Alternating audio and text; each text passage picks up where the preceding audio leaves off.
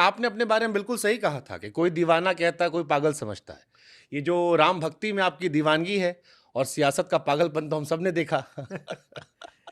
दरअसल जो मनुष्य है ना, उसको अपने की बजाय ईश्वर की सुननी चाहिए, यूनिवर्स की सुननी चाहिए।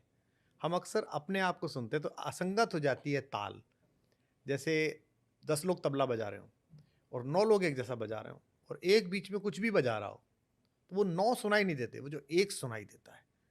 जैसे ये धमनियाँ हैं, इनमें रक्त की ताल है, ये असंगत हो जाए तो डॉक्टर तुरंत चिंतित हो जाता है कि यार कहीं बीट छूट रही है। हृदय पर आला रखते ही अगर एक जरा-सा भी एक फ्रैक्शन टेढ़ा-मेढ़ा हो जाए, तो वो कहता है भाई कहीं प्रॉब्लम है, तुरंत ज़रा एंजियोग्राफी करो। तो जब आप अपने अस्तित्व की ताल से असंगत होने पर मर सकते हैं, अप्रासंगिक हो सकते हैं, तो जो ईश्वर जिसने आपको बनाया है, जिसका आप अंश हैं, उसकी ताल से असंगत होने पर आप कितने अप्रासंगिक हो सकते हैं। तो मैंने सदा स्वयं को नियति की ताल से संपृक्त रखता है। नियति ताल जैसे चलाती है वैसे मैं चलता हूँ। इसीलिए ना मुझे पता होता है कि आगे क्या करूँगा, ना मेरे सुनने चाहने वालों को पता होता है, ना मेरे विरोधियों को पता होता है। ये कोई सोचा-समझा नहीं है। ये बहाव है कि यूनिवर्स घूम रहा है, गोल-गोल घूम रहा है, अंदर से आवाज़ आ रही है कि नहीं ये छोड़ दो, ये नहीं करना। ये करना है, करो, करने लगे। उसी में आनंद आ रहा है। मैंने हरिवंश राय बच्चन साहब की कहीं एक लाइन पढ़ी थी, आप भी उन्हें काफ़ी पसंद करते हैं कि मन का हो तो अच्छा, ना हो तो और अच्छा। मन का होता है तो हम चुनते हैं, नहीं होता है तो वो चुनता है। हमको आपका जीवन देख के वही लगता है कि आप सब कुछ आपने नहीं चुना, कई सारा ऊपर वाला चुनता चला जा रहा है और इसीलिए आज एक सवाल मन में आ रहा है कि कुमार विश्वास अपने आप को किस रूप में देखते हैं? या बस गंगा की धारा की तरह बहते जा रहे हैं? हमारे एक कवि की पंक्ति है कि पाप पुण्य जो भी किया, किया पूरे मन से। जैसे रावण को तो पहले दिन पता था कि आ गया वो जिसके हाथों जाना है अब। जब खरदूषण मारे गए, तब तो राम शिष्यत्व भाव में थे। तब तो महापराक्रमी राम पर पूरे विश्व ने मोहर भी नहीं लगाई थी।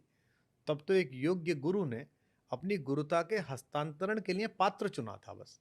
और उसे लगा था क्योंकि उस जमाने में 2 लैब डिफेंस की सबसे बड़ी थी। एक उत्तरापथ की लैब थी जिसे विश्वामित्र जी हेड करते थे, महर्षि विश्वामित्र, राजर्षि विश्वामित्र। और एक दक्षिण की लैब थी डिफेंस की, जिसको महर्षि अगस्त, जिन्होंने विद्युत के बारे में और बहुत सारी रासायनिक क्रियाओं के बारे में अद्भुत लिखा पढ़ा है। दोनों ही अपनी अपनी आयु से ऊब चुके थे और दोनों को लगता था कि अब उनमें वो आयु का तेज नहीं है जिसे वो कर सकें, या अपनी गुरुता के भार से दबे थे कि वे स्वयं नहीं कर सकते। तो वो योग्य पात्र ढूंढ रहे थे और उस ढूंढ में सबसे पहले सफल रहे विश्वामित्र, जो लेके आए, उनको अपने घर से निकाल के लाए 15 वर्ष के एक तेजस्वी राजकुमार को, और उन्होंने खरदूषण को मारा। तो जब मंदोदरी ने चिंतित देखा रावण को, तो रावण ने कहा कि आ गया है वो। मानस में बाबा कहते हैं कि रावण ने कहा खरदूषण मोह सम बलवंता, मेरे ही समान बलवान है, कम ज्यादा नहीं कहा, बिल्कुल मेरे जैसे। तिन्हें को मारे बिन भगवंता, उन्हें भगवान के बिना कौन मार सकता है। लेकिन रावण जो है वो राम कहता हुआ मरा। ऐसे ही दुर्योधन भी, जिसे पता था कि सामने ईश्वर है, उन्होंने कहा 5 गांव दे दे, बोला सुच्यग्रम नैव दास्यामि बिना युद्धे न केशव। हे केशव, सुई की अगली नौक के बराबर नहीं दूंगा। और कहा कि भगवान है, बांध। लोगों ने कहा ईश्वर है, विदुर ने कहा ईश्वर है, उसने कहा नहीं, जो भी हो बांधो। भगवान ने भी उसको विराट रूप दिखाया। वो सीधा स्वर्ग गया, क्यों? क्योंकि वो स्वधर्मी है। उसने अपने अंदर जो अनुभव किया है उसको वो बाहर प्रकट कर रहा है। बहुत सारे लोग स्वधर्म में नहीं जीते। नहीं तो यहीं पर सर मेरा अगला क्वेश्चन आ गया। जी। सोशल मीडिया का आज का दौर जो है, इसमें 2 तरह के लोग हैं। एक जो हाइली ओपिनियटेड है, वो दुर्योधन की तरह उन्हें क्लैरिटी है, सही कर रहे हैं, गलत कर रहे हैं, एक आदमी कह रहा है अच्छा कर रहे हो, एक आदमी कह रहा है गलत कर रहे हो। और एक वो है जो दोनों तरफ दाएँ-बाएँ खेलते रहते हैं। तो आज के दौर में दुर्योधन होना सही है कि पांडव होना सही? क्योंकि लोग आप जैसा आपने कहा कि दुर्योधन मरे तो सीधे गए, पांडव भटक-भटक के गए। नहीं, किसी भी दौर में पांडव होना सही है, किसी भी दौर में राम होना सही है। मैं ये नहीं कह रहा कि मैं रावण को जस्टिफाई कर रहा हूँ, दुर्योधन को जस्टिफाई कर रहा हूँ। दुर्योधन से संवाद ही ठीक नहीं हुआ, दुर्योधन की परवरिश ही ठीक नहीं हुई। दुर्योधन का दोष नहीं है, दुर्योधन को दुर्योधन बनाने वाले शकुनियों का दोष है। मेरे साथ जो लोग दुर्योधन हुए उनका दोष नहीं था, वो दुर्योधन नहीं थे। जी। उनके साथ जो शकुनी थे, जिनमें से कुछ आपके पेशे से थे, हुँ। उनका दोष है, जिन्होंने समझाया कि बॉस होता है ऑफिस में, नीचे वालों को दाब के रखो, ऊपर वालों को बहका के रखो और ऐसे ही चलाते रहो। कॉर्पोरेट ऑफिस की तरह चलती है पार्टी तो, संगठन तो ऐसे ही चलता है, एक की दबदबा होना चाहिए। यहाँ से तो स्वराज से तानाशाही प्रकट हुई, वरना पहले तो स्वराज थी किताब। तो दुर्योधन और बुरा नहीं है जो आप कह रहे हैं। आप अपनी प्रज्ञा को स्थित रखते हुए सत्य और असत्य के विषय में जानकारी करते रहें, गुरुजनों से, ग्रंथों से, अनुभवों से सीखते रहें और फिर निर्णय लें, मैं ये कह रहा हूं केवल। हाँ, पर आप अवसरवादी बनकर इधर उधर बोलते रहें। जैसे बंगाल की एक बिटिया के साथ बलात्कार हुआ है, तो बंगाल की जो मुखरतम आवाजें हैं खामोश बोलने है। वाली, वो खामोश है। जब भारतीय जनता पार्टी या उसके परिवार से जुड़े हुए किसी व्यक्ति के साथ ये होता है, तो उस समय संसद में हंगामा मचाने वालों की स्मृति चली जाती है।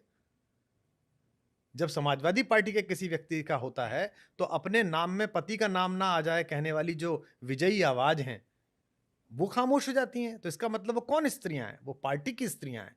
वो स्त्रियों की स्त्रियां नहीं है। वो स्त्री का दर्द नहीं समझती, वो नेता का दर्द समझती हैं, पार्टी का दर्द समझती हैं, वोट समझती हैं। तो मैं ये कह रहा हूं कि ये जो कुटिलता है, जैसे हमें लेके भी बहुत कंफ्यूज लोग रहते हैं। क्या प्रधानमंत्री की तारीफ कर देते हो कि दिवाली पे वहां गए, वो सीमा पर गए, और हाथरस पे आप चिल्लाने पड़ते हो, पूरा वो निकाल देते हो, वीडियो निकाल देते हो। चूड़ी वालों को पीट देते हैं कुछ लोग वहां, तो आप मुख्यमंत्री को टैग कर देते हो। इधर के किधर के, किधर के भाई, क्यों किधर के? सत्य जिधर का उधर के हैं। सो इसलिए मेरा, मैं ये नहीं कह रहा दुर्योधन जस्टिफाई है। दुर्योधन के अपराधी तो शकुनी है, दुर्योधन का अपराधी तो धृतराष्ट्र है, दुर्योधन के अपराधी तो अपनी प्रतिज्ञा से बंधे हुए भीष्म पितामह हैं, जो इतने महान होने के बाद कि कृष्ण उन्हें आदर देते हैं, उन्हें अपने जीवित रहते ही वंश का नाश देखना पड़ा और शरशैया पर लेटना पड़ा। अगर किसी कुलवधु के चीरहरण पर आप तथाकथित राज सिंहासन की बाध्यताओं से बंधे रहकर चुप हो जाएंगे, तो आप कितने भी बड़े भीष्म पितामह हों, कितने भी बड़े गंगा पुत्र हों और कितने भी बड़े तपस्वी हों, आपको शरशैया पर लेटना पड़ेगा। हालांकि जिन्होंने आपके साथ शकुनी काम किया था वो भी आजकल सत्य की तलाश में ही है। चलिए, वो तो खैर उनका सत्य लेकिन उन्हें एक मालूम। सवाल फिर मेरे मन में आता है कि जैसे मैंने शुरुआत में कहा, मन का हो तो अच्छा, ना हो तो और अच्छा।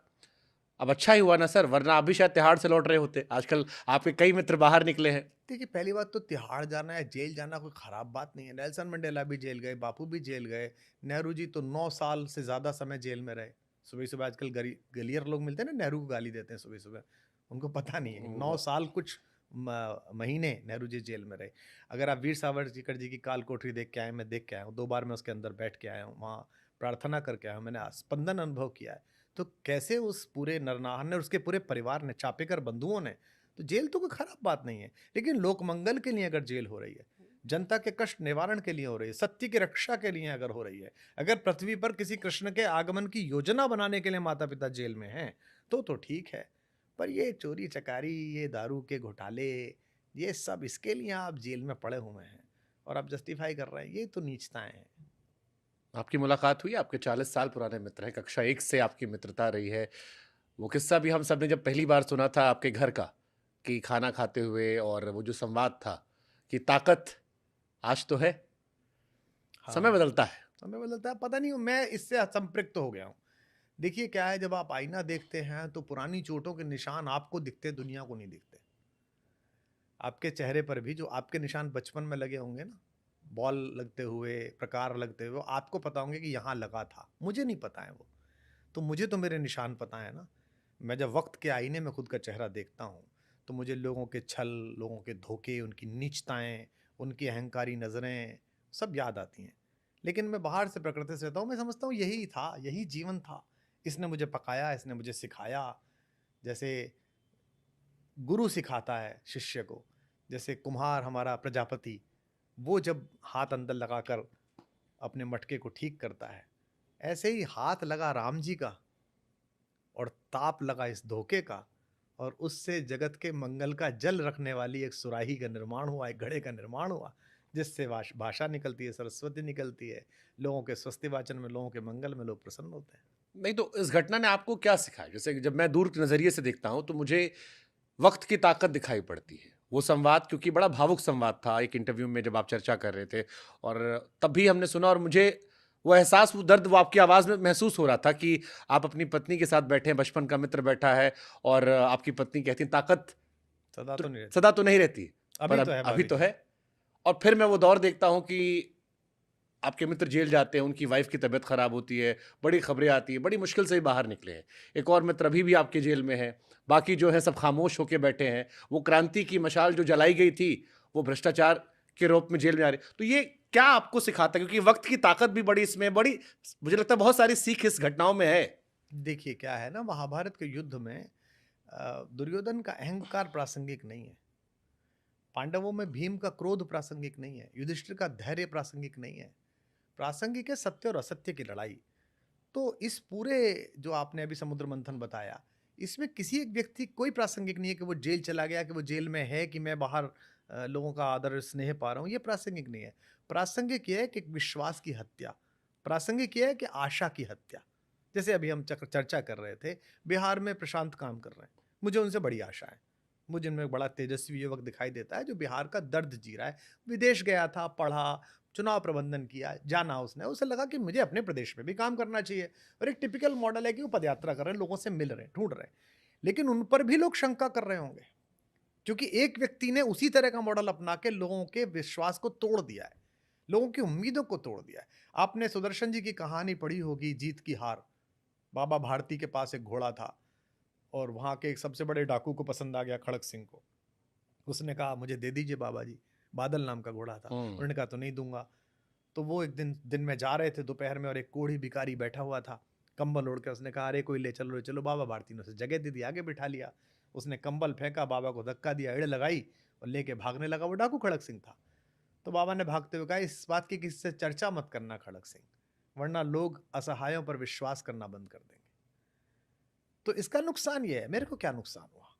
आंदोलन से पहले मैं 1-2 लाख रुपए लेता था कविता पढ़ने के, 5 लाख लेता था। अब तो 4 गुना 5 गुना लेता हूँ। आंदोलन से पहले वो 12वीं पास करके एक डिप्लोमा करके अपनी क्या कहते हैं अलग अलग चैनल्स में नौकरी बदलते थे कि आज इसमें कर लूँ, आज जी में कर लूँ, आज ये कर लूँ। आज की डेट में हजारों करोड़ का एम्पायर हो गया है, बड़ा नाम हो गया है। आंदोलन से पहले वो घूमते थे सामान्य एल्टो में, हमसे लेने आते थे, पैसे दे दे यार, पर्चा छपवाना है, अपना अपना पन्ना। आज तो बहुत बड़े हो गए। उनका कोई नुकसान थोड़ी हुआ, मेरा कोई नुकसान थोड़ी हुआ ज्यादा, निजी के अलावा। नुकसान हुआ उस बच्चे का जो सिवान से आया था, ये सोच के पढ़ रहा था, एलएलबी कर रहा था कि यार ये लोग देश बदलने आओ, मैं कूदता हूँ। नुकसान हुआ उस आदमी का, इसने नौकरी छोड़ी। वो बच्चे अभी भी मिलते हैं, वो लड़कियां अभी भी मिलती हैं, वो महिलाएं अभी भी मिलती हैं, वो अपना जीवन संभाल रही है। वो नुकसान हुआ उस उम्मीद का कि इस देश में कुछ हो सकता है, कुछ किया जा सकता है, इसका नुकसान हुआ।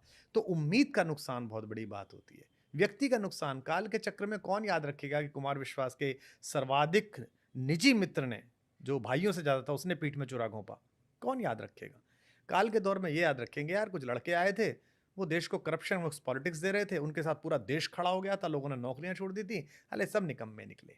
एक कवि बन गया, दोबारा राम वाम पे बोलने लगा, एक जो है मुख्यमंत्री बन गया, एक ये बन गया। बस ये याद रखेंगे, ये नुकसान बड़ा है। मुझे इसका दुख होता है, अपना कोई दुख नहीं होता। इस पॉडकास्ट को मैंने 3 हिस्सों में बांटा है, एक सियासत, खत्म करो इसको। एक नहीं आ रहा हूँ मैं, एक रामकथा और एक आगे हम जाएंगे मोटिवेशंस पे। लेकिन ये चर्चा खत्म करते करते भी मुझसे कई लोगों ने कहा जो बात अभी आपने कही कि हमने कुमार विश्वास को देखा था, कुमार विश्वास की बातें सुनकर इसलिए हम छोड़कर आ गए थे। कुमार जी ने जब सियासत छोड़ा तो एक बार तो उन्हें भी चर्चा कर लेनी चाहिए थी कि कई सारे आपके पीछे भी सिर्फ आपके नाम पर थे। नहीं, देखिए क्या है ना, जनता को भी सोचना पड़ेगा कि वो सियासत किस तरह की चाहती है।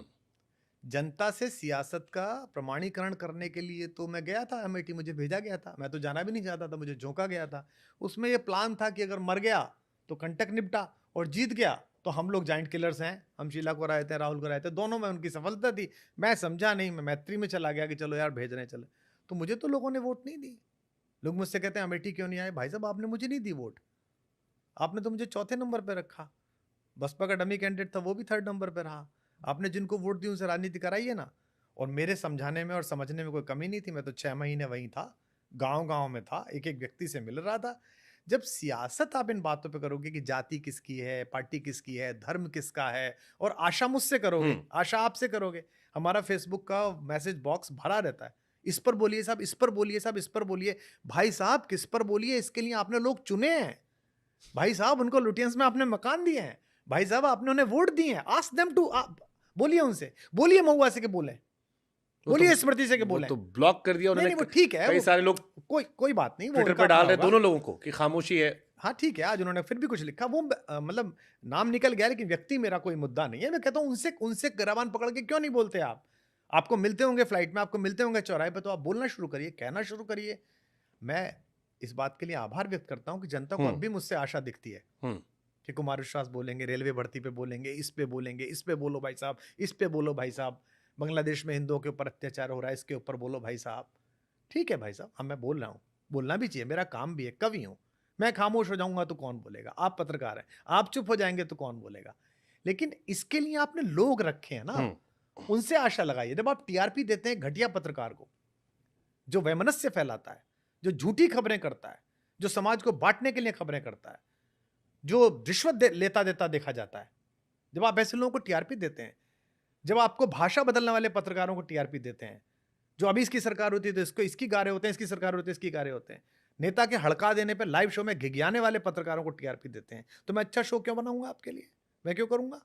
मैं तो कुछ और कर लूंगा, मैं खेती कर लूंगा केवी कुटीर पे, मैं हल चला लूंगा, प्रसन्न रहूंगा, राम जी का नाम लूंगा, मैं आपको क्यों करूंगा? तो ये एक बात मन में आती है लोगों के। इसलिए नुकसान किसी व्यक्ति का नहीं हुआ, नुकसान 150 करोड़ लोगों की परिवर्तन की उम्मीद का हुआ है। मैं उसी उम्मीद के मरने का मातम करता हूं। जब भी मेरे मुंह से कुछ निकलता, अब तो कम निकलता, पहले बहुत निकलता था, लोग कहते थे क्यों कहते हो, तो मैं उनको यही सुनाता था कि बड़ी मुश्किल से जागी थी जमाने की निगाहों में, उसी उम्मीद के मरने का मातम कर रहा हूं मैं। तो मुझे ये लगता है कि कैसी एनर्जी आई थी, कैसी स्फूर्त। मैं छोटा सा किस्सा सुनाता हूँ। अभी मैं आपके आया तो बच्चे बड़े प्रसन्न हुए सब कि मैं आया हूँ। आपके यहाँ हीरो हीरोइंस भी आते हैं, क्रिकेटर्स भी आते हैं, बड़े लोग भी आते हैं। मैं तो एक सामान्य कवि हूँ। जब आंदोलन का दूसरा चरण था, रामलीला मैदान वाला, तो वो 28 तारीख को समाप्त हो गया। तो 30 तारीख को मैं पूरा टैन हो गया था, क्योंकि धूप में खड़े रहते, उमस थी, ह्यूमिड था। आप लोगों तक कवर करते होंगे शायद तब, या नहीं हो करते होंगे। तो मैं एक चैनल में गया एक इंटरव्यू के लिए, तो बहुत काला चेहरा हो रहा था। तो जो गैस कोऑर्डिनेटर थी वो बोली कि भैया आप थोड़ा टचअप करा लो। मैंने कहा बेटा ऐसे ही चलते। बोले नहीं भैया थोड़ा ब्लर करेगा, आप टचअप करा लो।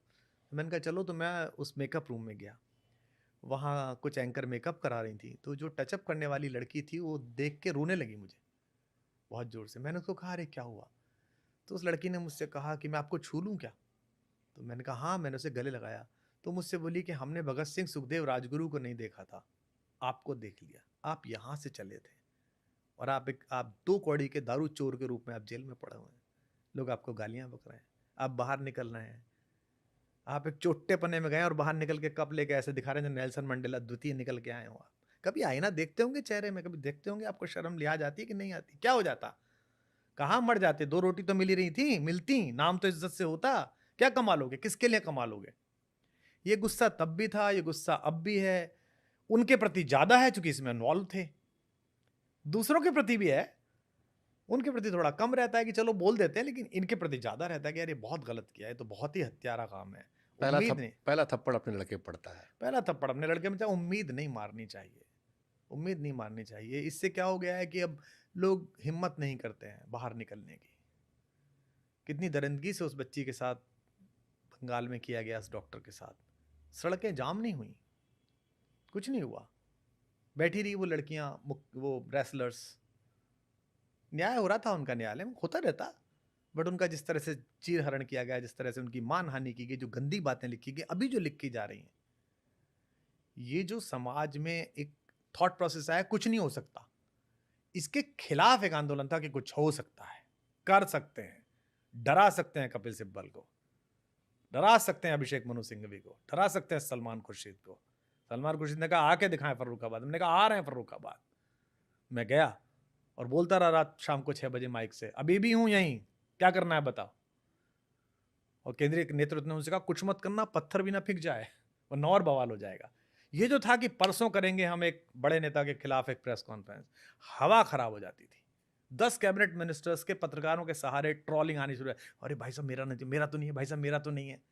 ये जो भय था एक सिविल सोसाइटी का, ये तो भय था एक तेजस्वी युवा चेतना का, उस भय को आपने निर्मूल कर दिया और कहा कि सब चोर हैं यार, सब चोटते हैं, ऐसे आगे चलो। मैंने दिल्ली मेट्रो के नीचे, हम पढ़ते थे, कई सारे बुजुर्गों को हाथों में पैम्पलेट लेकर आप लोग के लिए वॉलंटियरिंग करते हुए पूरे देखा। देश से आते और थे। मुझे बड़ी हैरानी होती थी कि ये पैसे वाली भीड़ नहीं, ये जो बुजुर्ग व्यक्ति हाथ में पैम्पलेट लेके वोट फॉर आम आदमी पार्टी। देखिए मैं राजनीति पे चर्चा करना नहीं चाहता था, कर भी नहीं रहा हूँ। आपका पहला पॉडकास्ट में चर्चा कर रहा हूँ।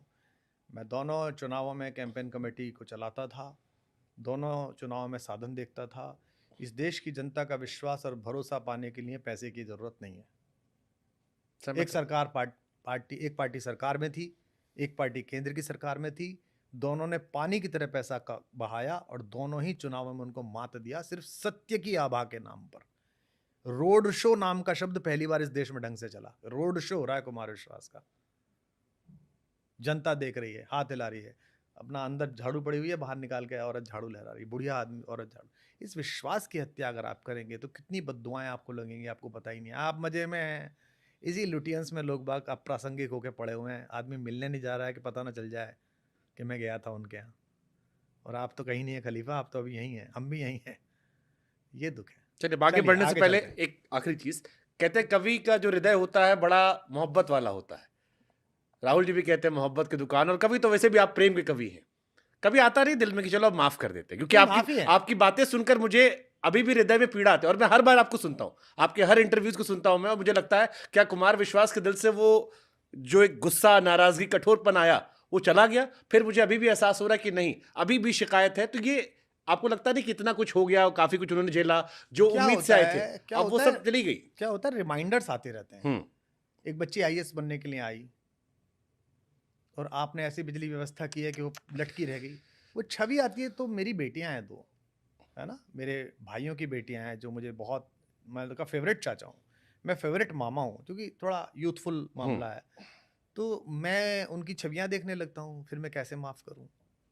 नीचे पानी भर गया, वो जो बच्चे गए होंगे हम्म। उन्होंने क्या बद्दुआएं दी होंगी। तो रिमाइंडर्स आते रहते हैं। ऐसा नहीं देश भर में और जगह नहीं पानी भर रहा है, ऐसा नहीं देश भर में और जगह नहीं हो रहा है।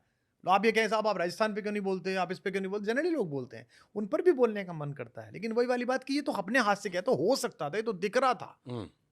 भाई वर्ल्ड कप फाइनल में हारने के बाद हम कितने दुखी थे। अभी भी अभी भी जीत गए, फिर भी वो वाला अंदर है, से अंदर ओडीआई वाला रह गया वो है वाला रह कि गया ओडीआई यार। वाला जीतना चाहिए था। क्योंकि क्या था ना, वो जीत सकते थे। हम यहाँ तक आए थे 10 मैच लगातार जीते हुए। हमने हर ऑस्ट्रेलिया के अहंकार को तोड़ा था, हमने हर साउथ अफ्रीका को आईना दिखाया था, हमने हर पाकिस्तान को धूल चटाई थी। हम निकले थे घर से एक गाड़ी में बैठ के, तो पूरा देश कांपता था कि अब ये बोलेंगे किसी के बारे में, अब ये बोल देंगे, इसका पेपर खोल देंगे। एक इससे नहीं डरते भाई, ये तो सीधे बोलते हैं माइक से, मौन मोहन, ये तो ऐसी भाषा बोलते हैं। अब वो हो गई कि साहब, अब बहुत बड़े वकील हैं वो सब लोग, जिनके जिनके सामने लोकपाल की ड्राफ्टिंग कमेटी में हम उनकी बदतमीजियां देखते थे। केंद्रीय मंत्री अहंकार में हमसे कहता था, अरे छोड़ो यार, कुछ शायरी वायरी सुनाओ, बन जाएगा लोकपाल, ऐसे बोलता था। वो आपका वकील है और आप उनके घर हे। भगवान है मेरे। कहां जाएंगे आप भाई? ईश्वर कभी रात को तुम्हें आता है, दिखाई देता है? नहीं दिखाई देता है यार। तो ये एक गुस्सा, आप इसे मानिए, ये मलाल है, गुस्सा नहीं है। गुस्सा तो निबट गया, गुस्सा किस बात का है? और मैं कौन न्याय करने वाला हूं? भगवान न्याय करे, हो सके मैं ही गलत हूं, वो सही हो बेचारे। वो तो यही कहता था ना कि भाई राजनीति शुरू हो गई है, आंदोलन खत्म हो गया, ये आदमी आंदोलन से नहीं निकल रहा। उनका कहना यह था, यार ये आदमी आंदोलन से नहीं निकलता, ये राजनीति में आना ही नहीं चाहता, हम खींच के इसको राजनीति में ला रहे हैं। सो हो सकता है वो सही हो। तो पॉलिटिक्स का पूर्ण विराम हो गया सर अभी? नहीं, मैं झूठ नहीं बोल सकता कि बच्चों की कसम खाऊं फिर कभी नहीं जाऊंगा। झूठ क्या बोलना, मतलब समय कब क्या आपके सामने मौका दिखाए। भगवान न करे देश ऐसी स्थिति में आ जाए कि मुझे झंडा लेके बाहर निकलना पड़े, भगवान न करे कुछ हो जाए। मैं कोई बहुत उम्मीद में नहीं हूं, मैं किसी से मिलता नहीं हूं, मेरा कोई ऑफर नहीं है, मैंने किसी से कहा नहीं है, मैंने किसी से मांगा नहीं है। तो ये कैसे अखबार वाले छाप देते कि मेरठ साहब चुनाव लड़ने वाले थे? चर्चाएं चलती हैं, विशेष रूप से दलों में चलती हैं, समाजवादी में भी चलती हैं, कांग्रेस में भी चलती हैं, भाजपा में इसलिए चलती हैं क्योंकि सेंटर टू राइट आदमी हूँ, राष्ट्रवादी हूँ, सनातन धर्म पर बोलता हूँ, हिंदुत्व पर बोलता हूँ, तो इसलिए उनको लगता है ज़्यादा है। और परिवार में भी चूंकि उसका संस्कार है पिताजी का, तो इसलिए ज़्यादा चलती हैं। और ये अच्छी बात है, अगर कोई भी दलीय सोचता है कि ये व्यक्ति हमारे काम आ सकता है, हमारी बात को ज़्यादा ठीक से प्रतिध्वनित कर सकता है, तो ये उस दल का अधिकार है। और अगर वो दल आपसे संपर्क करता है, उसके कुछ लोग आपसे ऑफर करते हैं, तो उन बातों को कभी भी किसी पॉडकास्ट में तो मैं बोलूंगा नहीं। ये जाहिर तो सी। सार्वजनिक जीवन की मर्यादा के विपरीत है। उनके प्रति बहुत आभार कि वो ऐसी बातें सोचते हैं और वो ऐसी बातें चाहते हैं, लेकिन अभी कोई कंक्रीट बात है नहीं, तो मैं इसलिए बस धर्म का अगला सवाल मेरा है, जी हाँ, लेकिन ये आप बेहतर है विषय। समराइज करने से पहले एक कवियर अंदाज में किसी ने मुझसे कहा था कि कुमार जी से पूछेगा कि उनको मन नहीं करता कि संसद की कैंटीन में वो भी रायता पिए। ये नहीं, संसद की कैंटीन में रहता बिना नहीं, संसद में बोलने का मन तो करता है, इसमें क्या खराब बात है? किसी ने मुझे कहा कि वो उन्होंने मुझसे ऐसा कहा था कि यार पार्लियामेंट तो जगह, निश्चित रूप से पार्लियामेंट एक बड़ा तेजस्वी जगह, स्पंदित जगह है। 150 करोड़ लोगों की लोक चेतना का प्राण तत्व है वहां से बोलना। और अगर मैं पार्लियामेंट नहीं गया, नहीं जा पाया, तो इसमें मेरा कोई अपराध नहीं है, इसमें इस व्यवस्था का अपराध है भाई साहब। क्योंकि जैसे वहां बैठे हैं और जैसे वहाँ हू कर रहे हैं और हाँ कर रहे हैं, उनमें अगर एक मैं जाता तो कुछ तो ठीक करता, कुछ तो बोलता। नहीं बोल पा रहा हूँ, या जब भी बोलूंगा अच्छा ही बोलूंगा। मुझे पता है कि मैं जिस दिन जाऊंगा, कभी भी जाना हुआ या नहीं भी जाना हुआ, या इस जनता के पार्लियामेंट में भी जो बोल रहा हूँ, वो भी मैं प्राण से बोल रहा हूँ, मन से बोल रहा हूँ। ये तो बिल्कुल सही सवाल है जिनका भी सवाल है। जैसे मेरा मन करता है कि मैं किसी दिन जो इंग्लैंड की रानी है, उसके महल में अपने अपने राम सुनाऊं। क्या बात है। मैंने ओपरा में जब अपने अपने राम किया बॉम्बे में, तो मैं बड़ा खुश हुआ। मैंने माइक से 4 बार ये बात कही कि ये अंग्रेजों ने आभिजात्य बनाया था कि यहाँ कोई देसी नहीं घुसेगा। ये छोटा सा महल बनाया था अपने ओपरा करने के लिए, और मैं यहाँ राम का नाम ले रहा हूँ और इतने सारे आप लोग बैठे हैं। तो मैं बड़ा प्रसन्न हुआ। मेरा बड़ा मन है कि मैं राम मंदिर परिसर में बैठ के एक दिन भगवान को सुनाऊं। मेरा बड़ा मन था कि मैं हर की पैड़ी पे सुनाऊं। मैं गया हर की पैड़ी, 3 दिन सुनाया। मैं क्या अद्भुत माता गंगा ने सुना। उसी के अगले दिन मैं स्नान करके आया था, आपका टेंट लगा हुआ था क्या तब। अद्भुत आनंद आया, अंदर से क्या उतरा। मेरा बड़ा मन था कि मैं त्रिवेणी घाट पे जाऊं। मैं त्रिवेणी घाट गया, बोल के आया। ऐसे मेरा बड़ा मन है कि मैं माता सीता के द्वार पर सुना के आऊं, वहां जाके जनकपुर जाके माँ की कहानी माँ के एंगल से सुनाऊं। मेरा बड़ा मन है, इसमें क्या खराब बात है। तो मेरा बड़ा मन था और बड़ा मन है, या मुझे ठीक लगेगा, इसमें क्या खराब बात है। इसमें मुझे इसमें भी क्रांति नजर आती है।